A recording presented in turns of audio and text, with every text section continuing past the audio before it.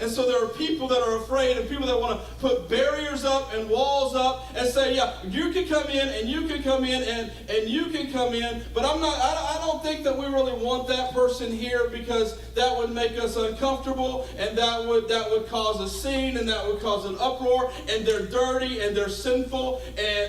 Do you know what they're doing? That is wrong and sinful. And so we don't want that person here. We don't want them to sit next to us. And if they do come in, I'm going to make sure that I don't sit by them. And if they keep coming, I might just have to go somewhere else. I'm just going to preach. I've been here a year. Might as well do it.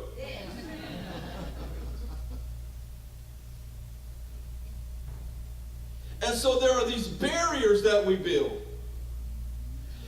There are barriers. And we... So are they... We check things, right? We think that they have to pass a religious test or a national test or a color test or a race test or a gender test or a sexual preference test. I told you I'm going now. Before we let them in the door.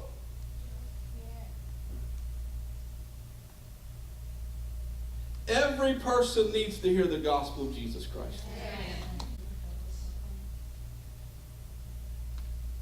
We, like these Judaizers, we build up these barriers that prevent the gospel from reaching into the areas the gospel needs to reach.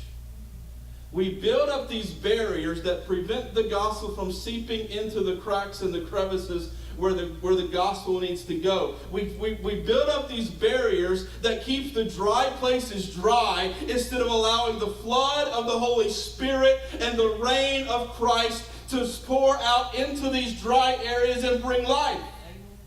Paul says to the church in Corinthians, you were this and you were that, and there were murderers and there were thieves and there were liars and gossips and there were folks who were practicing homosexuality and they were doing and they were disobedient. And then he says, and that's who some of you were. Paul tells the church in Corinthians, you were those people. The church in Corinth was full of those people. But then he says, but you have been washed. You have been sanctified. You have been cleansed. But too often, like these Judaizers who thought the Gentiles were off limits, too often we think certain folks are too dirty to let in.